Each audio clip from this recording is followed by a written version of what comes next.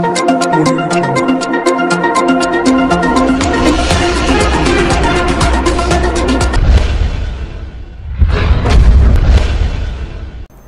To Akshara TV news బులెటిన్ల ముందుగా headlines. ఒకే ఈతలో 7 మేకపిల్లలు.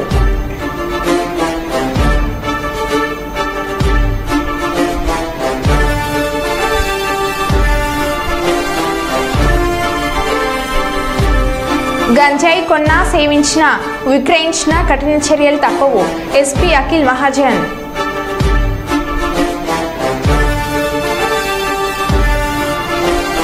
తుఫాను బీభత్సానికి కారుపై పడ్డ విద్యుత్ స్తంభం.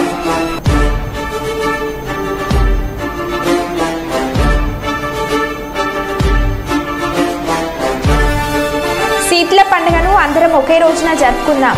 జాతీయ ఐక్యతను చాటుదాం. డాక్టర్ నెహ్రూ రాథోడ్.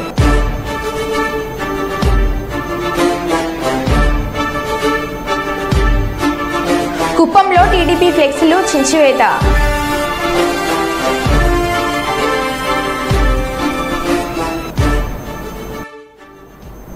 ఇక వివరాల్లోకి వెళ్తే, రాజన్న సిరిసిల్ల జిల్లా వేములవాడ పోలీస్ స్టేషన్లో జిల్లా ఎస్పీ అఖిల్ మహాజన్ మీడియా సమావేశం నిర్వహించారు. ఈ నెల 1వ తేదీ నాడు వేములవాడ బస్టాండ్ పరిధిలో సుమారు 14 కిలోల నిషేధిత గంజాయిని తరలిస్తున్న ఒడిశా రాష్ట్రానికి చెందిన పూర్తి బీర్షా అను నిందితుడిని అరెస్ట్ చేసి ఈరోజు మీడియా సమక్షంలో చూపుతూ రిమాండ్కి తరలించారు. ఎస్పీ మీడియాను ఉద్దేశించి మాట్లాడుతూ జిల్లాలో గంజాయి నిర్మూలనకు పటిష్ట చర్యలు తీసుకోవడం జరుగుతుందని, గంజాయి నిర్మూలనలో ప్రతి ఒక్కరూ భాగస్వామ్యం కావాలని, గంజాయి కొన్న, సేవించిన, రవాణా చేసిన, విక్రయించిన కఠిన చర్యలు తప్పవని ఈ సందర్భంగా ఎస్పీ హెచ్చరించారు.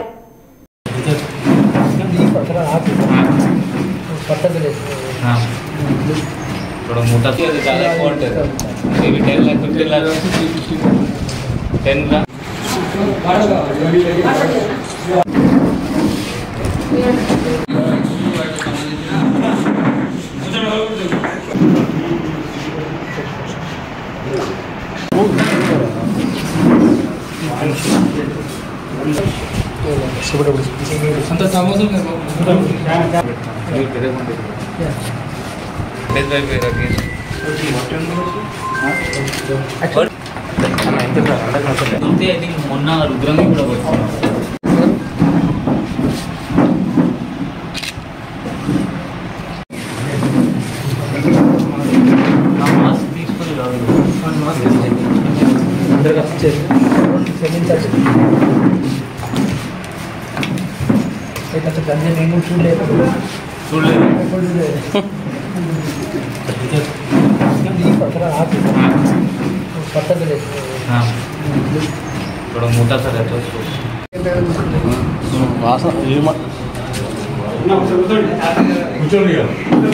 అక్యూజ్డ్ పూర్తి బిర్షా, ఇతను మయూర్భంజ్ డిస్ట్రిక్ట్ ఒడిశా స్టేట్ చెందిన అతను. ఇతనికి ఇక్కడ మనం పట్టుకున్నాము, మన ఇన్ఫర్మేషన్ బట్టి పట్టుకున్నాము చక్కెపల్లి చౌరస్తా దగ్గర. ఇతను చెకింగ్ చేస్తే మనకి దాదాపు 14.59 kgs ganja worth 3 lakh rupees దొరికింది ఇతని దగ్గర. ఇతనికి మొత్తం ఇంటరోగేషన్ చేస్తే ఇతను ఆల్రెడీ ఛత్తీస్గఢ్ పోలీస్లో 2016లో రిమాండ్ అయ్యారు. ఇక్కడ మన జనరల్గా కూడా 2 సార్లు ఇంతకుముందు వచ్చారు.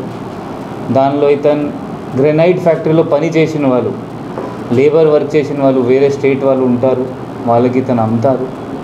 ఇక్కడ వచ్చి చిన్న చిన్న బ్యాగ్స్ చేసి చిన్నది హాఫ్ ఒక ప్యాకెట్కి హాఫ్ చేసి వాళ్ళకి అమ్ముతారు. ఆ గాంజాయి అలవాటు అంటే వీళ్ళకి ఫస్ట్ అలవాటు ఇస్తారు, కొంచెం ఫ్రీగా ఇచ్చి, దాని తర్వాత వాళ్ళు అలవాటు అయిన తర్వాత వీళ్ళు ఇతనికి అడుగుతారు. అదే ఇన్ఫర్మేషన్ ఇతనికి పట్టుకున్నాము మనం. ఇప్పుడు ఇతను పెద్ద గాంజా దొరికింది అంటే ఇతను 100% పీడీ యాక్ట్ కూడా ఎలిజిబుల్ అవుతారు. అది పీడీ యాక్ట్ కూడా పెడతాము మనం.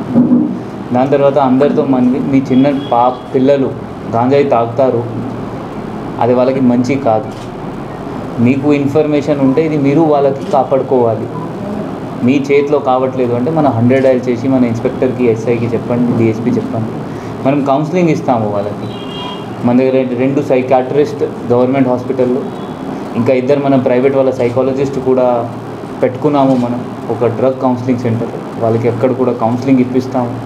ఎందుకంటే ఒకసారి అలవాటు అయిన తర్వాత తీసేయాలి, కొంచెం టైం పడుతుంది, దానికి మన ప్రొఫెషనల్ హెల్ప్ అవసరం పడుతుంది. సో మీ పిల్లలు ఏం చేస్తున్నారో, ఏ చేతి దారికి పోతున్నారు, మంచి దారికి పోతున్నారు, అది మనం చూసుకోవాలి. దాదాపు ఒక లాస్ట్ వారంలో మనం దాదాపు 5-6 కేసెస్ చేసాము గాంజాయి పైన. నిన్న మన సిరిసిల్లలో కూడా 4 kg గాంజా పట్టుకున్నాము. అది కాకుండా నిన్న చందుర్తిలో కూడా 100 grams గాంజాయి దొరుకుతున్నాయి. అదే కూడా పిల్లలు తాగుతున్నారు ఎక్కువ మంది. దాంతో భవిష్యత్ వాళ్ళ తర్వాత ఫ్యూచర్లో వాళ్ళ కెరియర్ ఖరాబ్ అవుతుంది.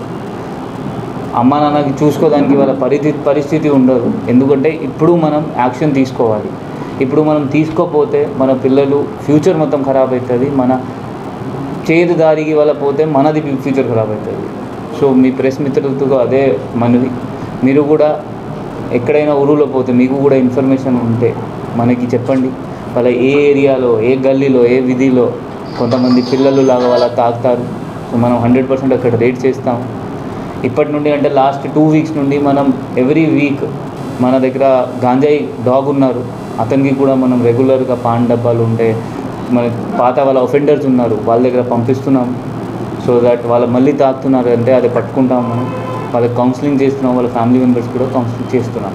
Thank you. కర్నూలు నగరం కల్లూరు మండలం పందిపాడు గ్రామం గుమ్మల్ల రాధమ్మ స్వగృహం వద్ద ఏర్పాటు చేసిన విలేకరుల సమావేశంలో మాట్లాడారు. 2005లో గుమ్మల్ల చిన్న నాగిరెడ్డి గుమ్మల్ల రాధమ్మకు వివాహం జరిగింది. అయితే గుమ్మల్ల చిన్న నాగిరెడ్డి తన స్వహస్తాలతో 2011లో చిన్న నాగిరెడ్డి భార్య రాధమ్మకు తన ఆస్తిని, భూమి యజమాన్యపు హక్కు పత్రం ఇచ్చారు. కాగా అప్పటి నుంచి రాధమ్మ ఆస్తిని అనుభవిస్తున్నట్లు తెలుపుతున్నారు. ఇందులో భాగంగా తమకు సంతానం లేని పక్షంలో బంధువులకు మారితే పవిత్రతను దత్తతగా తీసుకొని పెంచుకుంటున్నామన్నారు. భర్త చిన్న నాగిరెడ్డి అనారోగ్యంతో 2018లో మృతి చెందాడు. ఆనాటి నుంచి ఎలాంటి సంబంధం లేని కొందరు వ్యక్తులు వెంకటనారాయణ రాజేశ్వరరావును అక్రమంగా ఆస్తి కోసం తమను ఇబ్బంది పెడుతున్నారని చెప్పడం జరిగింది. తమ కుమార్తె వివాహ వేడుకలు దౌర్జన్యంగా వారు గొడవ చేశారని తెలిపారు. అంతేకాకుండా ఇంటికి చేరుకొని తమపై వారు బహిరంగ దాడులకు పాల్పడ్డారని తెలిపారు. ఇంట్లో ఉన్న తమ స్వగృహ వస్తువులు, బంగారు, వెండి వస్తువులతో సహా అక్రమార్కులకు అదృశ్యం చేశారని మండిపడ్డారు. అంతేకాకుండా తమ ఆస్తిని కాజేసేందుకు 2017లో నకిలీ పత్రాలు సృష్టించి స్థానిక వైసీపీ నాయకులకు అమ్మకాలు జరిపినట్లుగా కుట్రలు చేయడం జరుగుతుందన్నారు. కావున తమ పరిస్థితిని పూర్తిగా పరిశీలించి జిల్లా ఉన్నతాధికారులు తమ కుటుంబ సభ్యులకు రక్షణ కల్పించాలని, న్యాయం చేయాలని వారు విజ్ఞప్తి చేశారు. ఈ ఊరికి కొత్తగా వచ్చినాడు, ఏం చేయగలడు సార్? ఆ పిల్లల మీదకి మాటికి పోతారు, బయట నుంచి వచ్చినాడు. ఇప్పుడు వాళ్ళు న్యాయం కోసం వస్తే వాళ్ళని కొట్టారు సార్. ఇప్పుడు సరే సరే విజయవాడ చెరువు సెంటర్లో ఉన్న వైఎస్ఆర్సీపీ జెండా దిమ్మను పగలగొట్టిన టీడీపీ జనసేన కార్యకర్తలు.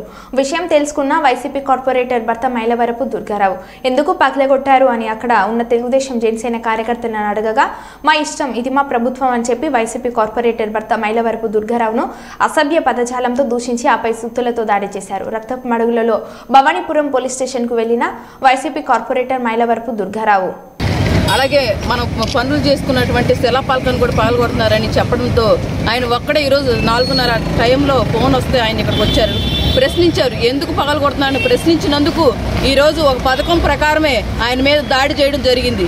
అది చూడండి ఎంతవరకు గాయాలైనది, తల మీద అయింది, మెడ మీద కొట్టారు, కావాలని ఒక్కడిని చేసి ఈ కూటమి వాళ్ళంతా కలిసి ఆయన మీద దాడి చేశారు. ఈరోజు ఆయనకి ఏదైనా జరిగితే నేను మాత్రం ఇక్కడే కూర్చొని ధర్నా చేస్తాను. ఇంతవరకు నేను ఎక్కువ ఎవరితో కూడా మాట్లాడలేదు. కానీ నా భర్తకు కానీ ఏదైనా జరిగితే నేను ఊరుకునే ప్రసక్తే లేదు. ఇదే సెంటర్లో ఎక్కడే కూర్చొని ఏ దిమ్మ కోసం అయితే వాళ్ళు నా భర్త మీద దాడి చేశారో ఆ దిమ్మ నెక్స్ట్ జనసేన దిమ్మ పెడదామని ప్రయత్నించారు. ఆ దిమ్మ ఎలా పెడతారో నేను కూడా చూస్తాను ఈరోజు. అంతేగాని ప్రశ్నిస్తే చంపేస్తారా మనుషుల్ని? మేము చేసిన తప్పేంటి? వైఎస్ఆర్సీపీ జెండా పట్టుకోవడమేనా? వైఎస్ఆర్సీపీ జెండా పట్టుకున్నంత మాత్రాన మనుషుల్ని చంపేస్తారా? అది ప్రభుత్వం వచ్చి ఎన్నాళ్ళైంది? 1 సంవత్సరం అయిపోయిందా? 6 నెలలు అయిందా? ఎంతకాలం అయిందండి ప్రభుత్వం వచ్చి? 1 నెల అయింది. నెలలో ఎన్ని ప్రాంతాల్లో ఎంతమంది దాడులకు గురవుతున్నారు? వాళ్ళు రక్తం కళ్ళని చూస్తే కానీ వాళ్ళకి మనశ్శాంతి కలగట్లేదు. ఈరోజు నా భర్త చాలా ఇదిగా ఉన్నాడు, బాధగా ఉన్నాడు. నేను ఇంతకన్నా ఒక భార్యగా నా ఆవేదన. ఎందుకంటే మీ ఇంట్లో ఆడవాళ్ళు ఉంటారు, మీ ఇంట్లో ఆడవాళ్ళ మీద ఇలాంటి దాడులు జరిగితే మీకు ఎలా ఉంటుందో ఆలోచించండి. ఒక భార్యగా, ఒక ఆడదానిగా, ఒక ఆడదాని కన్నీరు ఎంతకైనా మీకు దిగదరుస్తుంది. అదోడు గుర్తుంచుకోండి. మీ ఇంట్లో ఉన్నారుగా, మీ పెద్దలు ఉన్నారుగా, చెప్పుకోలేరా? ఇలాంటి దాడులు చేయమని చెప్తున్నారా? ప్రభుత్వం చెప్తుందా ఇలాంటి దాడులు చేయమని? వైఎస్ఆర్సీపీ జెండా పట్టుకుంటే వాళ్ళని కొట్టేయండి, లేదా చంపేయండి, లేదా వాళ్ళ ఇంటి మీదకి దాడులు చేయండి అని చెప్తున్నారా ఎవరైనా? ఏంటండి ఇది? ఏ ప్రభుత్వం అండి? కొంచెం ఆలోచించండి. అధిష్టానాన్ని కూడా మేల్కోనండి, దాడులు ఆపమనండి. చెప్తారు మళ్ళీ మేము దాడులు చేయమంటలేదని చెప్తున్నారు. ఎక్కడ అవుతున్నాయి దాడులు? చూడండి వాళ్ళు నా భర్త ఎలా ఉన్నాడు. ఇది ఒక భార్యగా, ఒక ఆడదానిగా ఆవేదన అండి. అంటే అర్థం చేసుకోండి. నా భర్త ఏనైతే మాత్రం ఎవరిని విడిపించే ప్రసక్తి అయితే లేదు. ఎవరినైనా ఎదుర్కోవడానికి నేను సిద్ధంగా ఉన్నా. పోలీసుకి ఇంటిమేషన్ ఇచ్చామండి, కేసు పెట్టామండి. ఆ టైంలో నేను మాత్రం ఇంట్లో ఉన్నాను. తను ఒక్కడే వచ్చాడు, ఇక్కడికి ఒక్కడే వచ్చాడండి. ఒక్కడే వచ్చి అడిగినందుకు ఆ సుత్తులు కూడా మీరు పోలీసుల వెహికల్లో చూడొచ్చు ఎలాంటి సుత్తులు ఉన్నాయో. ఒక దిమ్మ పగలు కట్టాలంటే ఎలాంటి మన వస్తువు వాడతామో మీరు చూడొచ్చు. దేంతో దాడులు చేస్తారండి? సుత్తండి, సమ్మిట అంటండి. 4:30 ప్రాంతాల్లో ఎవరుంటారండి? ఎవరికి వాళ్ళు పడుకుంటారు. 4:30 టైం అంటే కావాలని పథకం ప్రకారం చేసినట్టు లెక్క ఇది. మీ ఇంట్లో మనుషులకు కొడితే ఎలా ఉంటుంది? పెద్దపల్లి జిల్లా ధర్మారం మండల కేంద్రంలో నూతనంగా నిర్మించిన ప్రాథమిక వ్యవసాయ సహకార సంఘం మరియు షాపింగ్ కాంప్లెక్స్ ను ప్రారంభించిన ప్రభుత్వ విప్ ధర్మపురి ఎమ్మెల్యే అట్లూరి లక్ష్మణ్ కుమార్. ఈ కార్యక్రమంలో మండల పార్టీ నాయకులు, కార్యకర్తలు పాల్గొన్నారు.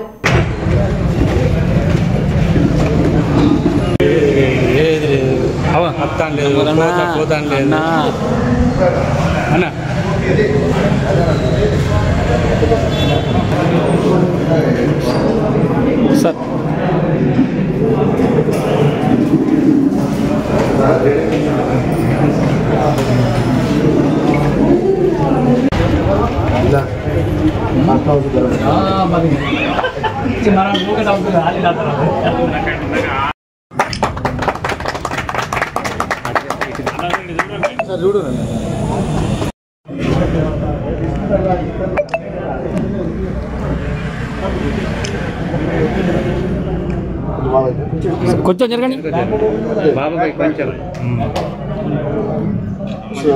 సార్ వస్తుంది.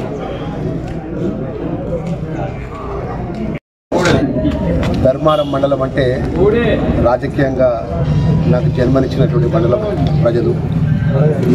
ఈరోజు మా గౌరవ సోదరి మరియు శ్రీజు గారు, మిత్రులు సింగిల్ విండో చైర్మన్ గారు, వారి పాలక వర్గము, అదేవిధంగా గౌరవ మా సోదరు ఎంపీటీసీ సోదరులు, సోదరి మంది, స్థానిక ఎన్నికలకు ఎన్నుకోబడ్డటువంటి అందరూ కూడా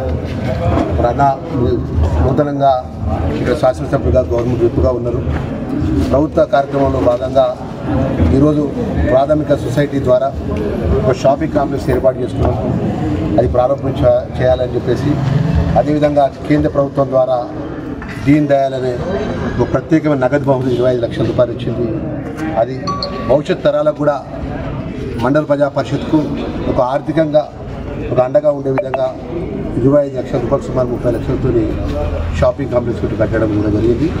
మరి దీనికి ఏదైతే ఆర్థికంగా సహకరించినటువంటి నిధులు తీసుకొచ్చే విషయంలో కూడా ముందు వరుసలో ఉంటారు విషయాన్ని తెలియజేసుకుంటూ, మొన్ననే మీ అందరికీ తెలుసు, రాష్ట్ర ముఖ్యమంత్రి గారు రాజరపల్లికి వచ్చినప్పుడు ఇక్కడ పత్తిపాక రిజర్వాయర్ గురించి వారి దృష్టికి తీసుకెళ్ళడం జరిగింది. ఎందుకంటే మనమంతా కూడా ధర్మపురి నియోజకవర్గం అంతా కూడా 90% రైతు కుటుంబాలు, రైతు మీద ఆధారపడేటువంటి పొద్దున్నేస్తే ఏదో విధంగా రైతు కుటుంబం పరంగా ఉన్నటువంటి కుటుంబాలు కాబట్టి సాగునీరు కోసం, శాస్త్ర పరిష్కారం కోసం గతంలో ఎన్నో సంవత్సరాలు చెల్లి పత్తిపాక రిజర్వాయర్, పత్తిపాక ప్రాజెక్టు అనేది పెండింగ్ విషయాన్ని ముఖ్యమంత్రి గారి దృష్టికి తీసుకున్న వెంటనే అది అతి తొందరగా శాంక్షన్ అయ్యే విధంగా ఆదేశాలు, మౌలికమైన ఆదేశాలు ఇవ్వడం జరిగింది.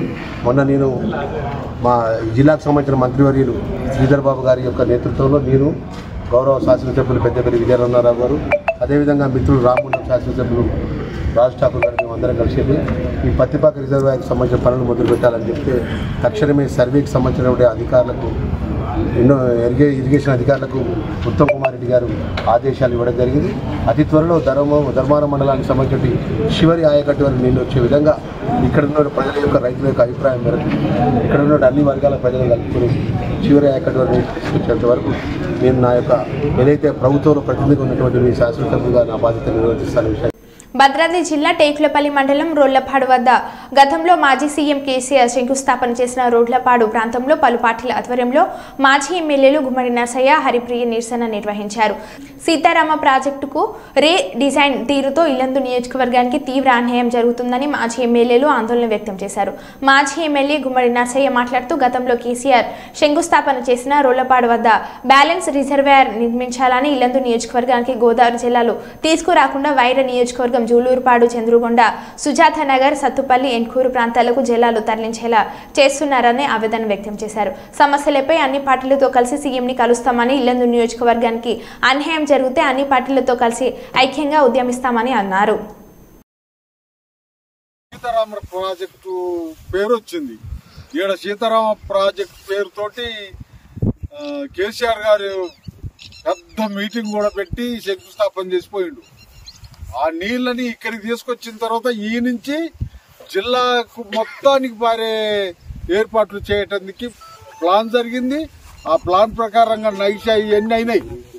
అన్నీ అయిపోయిన తర్వాత లాస్ట్కి వచ్చేటప్పటికి రీడిజైన్ అనేటువంటి పేరుతోటి ఈ నీళ్ళు ఇటు ఆ దుమ్ముగూడెం నీళ్లు ఇటు రాకుండా మళ్ళా ఆ గోదావరి ఆంధ్ర ప్రాంతానికి ఉపయోగపడే పద్ధతుల్లో తీసుకుపోతున్నారు.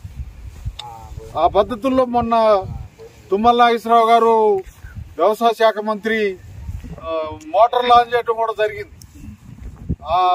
ఇక్కడ ఉన్నటువంటి ఈ జిల్లాకు సంబంధించి కానీ, ఇల్లెందు నియోజకవర్గానికి సంబంధించి కానీ ఎప్పటి నుంచో ఎదురు చూస్తున్నటువంటి ఈ ప్రాజెక్టు నీరు, ఈ గోదావరి నీరు ఇటు రాకుండా మళ్ళా గోదావరి అమ్మటే పోతున్నటువంటిది పీకపోయినటువంటి పరిస్థితి.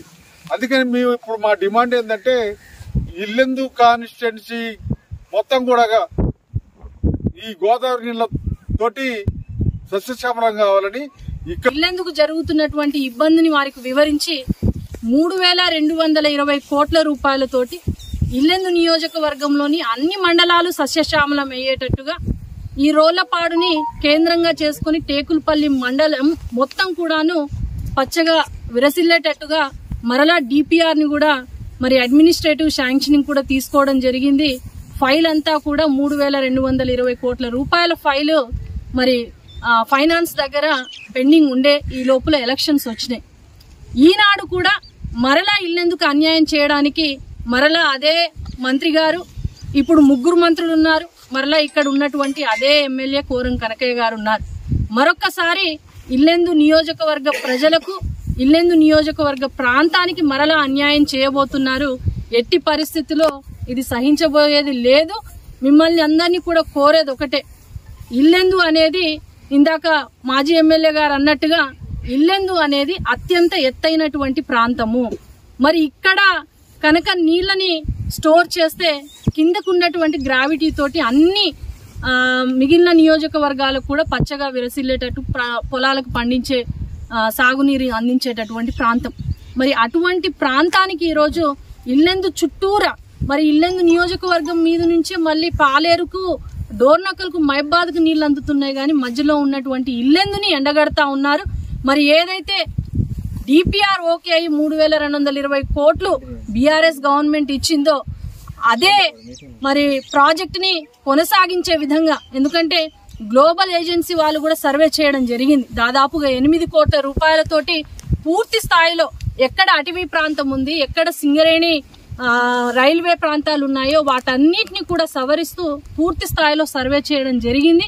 మరి ఆ సర్వే చేసినటువంటి ఆ ప్రాజెక్ట్ ని యథావిధంగా కొనసాగించి ఇల్లెందు యావత్తుకు నీరు అందించాల్సిందిగా మేము డిమాండ్ చేస్తా ఉన్నాము. లేని పక్షంలో మరి అఖిల పక్షం అందరం కలిసి మరి ఉద్యమించడానికి కూడా సిద్ధంగా ఉన్నాము అనేసి హెచ్చరిస్తూ, మరి ఇక్కడ ఉండేటటువంటి ఎమ్మెల్యే ఆనాడు చేతగాని ఎమ్మెల్యేగా మిగిలారు. మరొక్కసారి మీకు అవకాశం ఇక్కడ ప్రజలు అందించినప్పుడు దయచేసి చేతగాని ఎమ్మెల్యేగా మిగలకండి అనేసి మరొక్కసారి మీకు తెలియజేసుకుంటూ, ఇల్లెందు ప్రజల బాగు కోరండి, ఇల్లెందు ప్రజలందరికీ కూడా నీళ్లు అందించండి.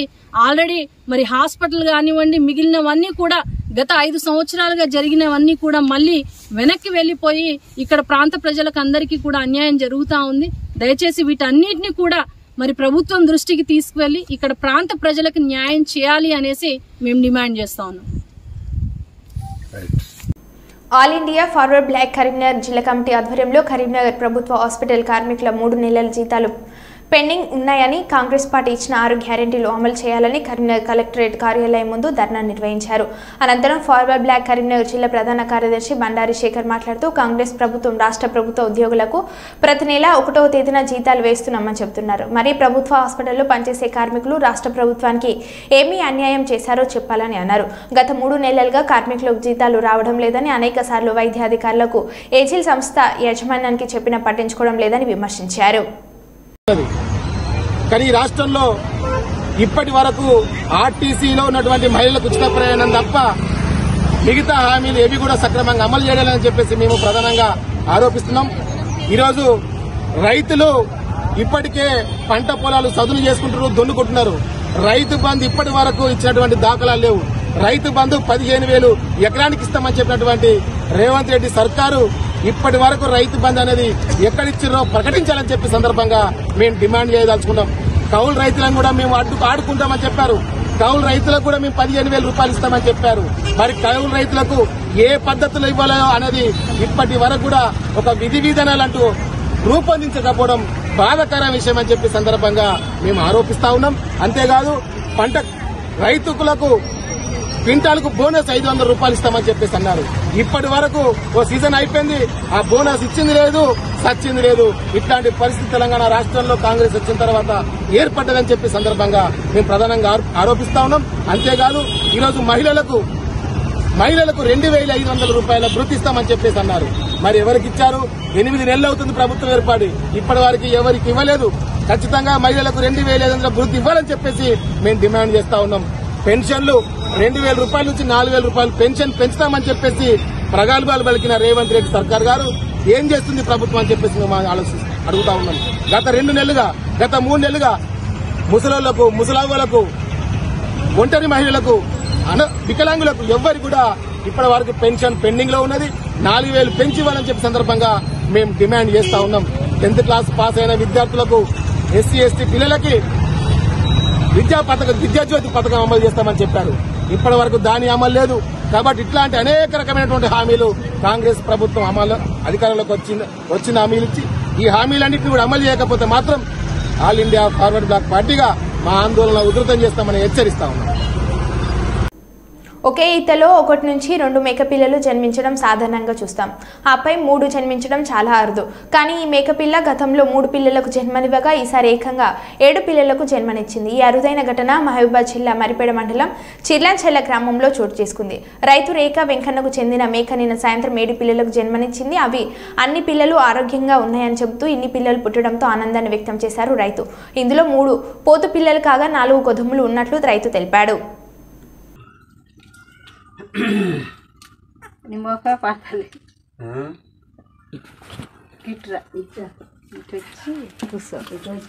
పిల్లని పట్టుకుని పిల్లలు తెచ్చినట్టు పెట్టు చేయి పెట్టి అటు ఇట్లా కూడిపినట్టు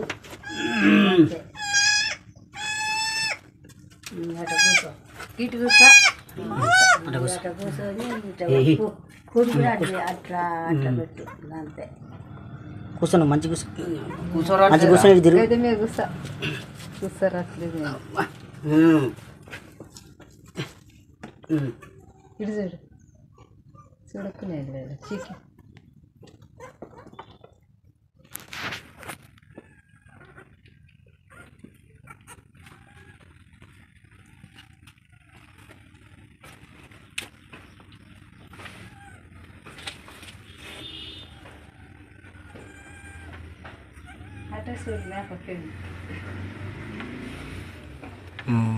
ఓకే.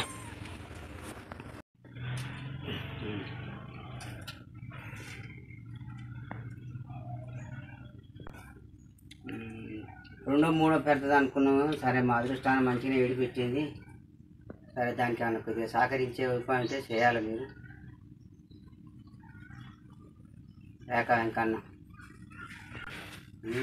రేఖ వెంకన్న చిల్లంచెర్ల మండలం మరిపేడ జిల్లా.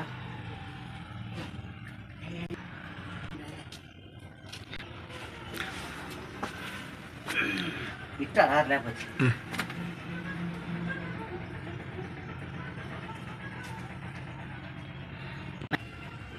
మంచి 2-3 ఎత్తుంది అనుకున్నాం.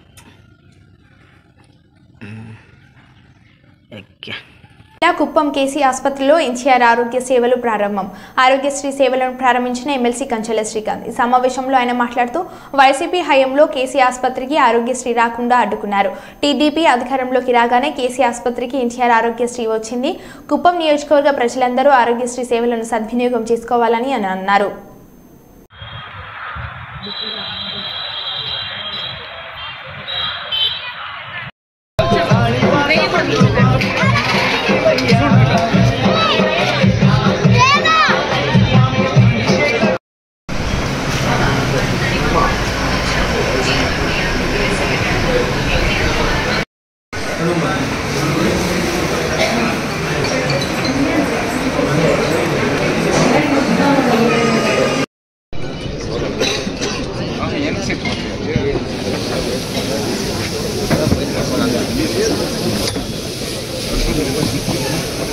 జ్యోతి ప్రజ్వల చేసినందుకు ధన్యవాదాలు.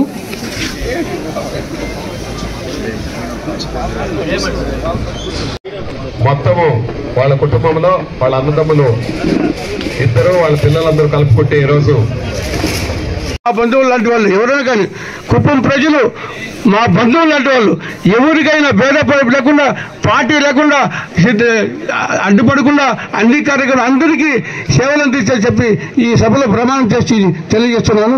దానికి మా పిల్లలు సక్రమంగా సేవలు అందిస్తారు. ఆ నమ్మకం నాకుంది. మా బిడ్డలు చాలా తెలియపడలు ఎవరు వాళ్ళు మాట్లాడే గౌరవనీయులు పిఎస్ మురళి సార్ గారిని